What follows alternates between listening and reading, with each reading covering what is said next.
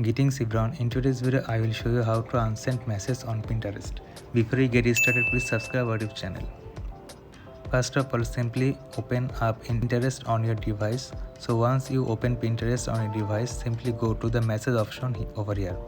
After that, you simply need to tap into any of the chats in which you want to delete, in which you want to send your message to anyone.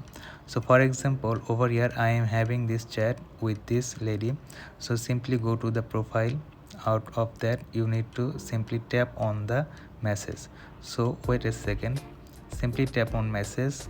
Now go back, and so simply go over here, and after that you simply need to tap on the three dots on the top right corner. Then you need to tap on hide conversation.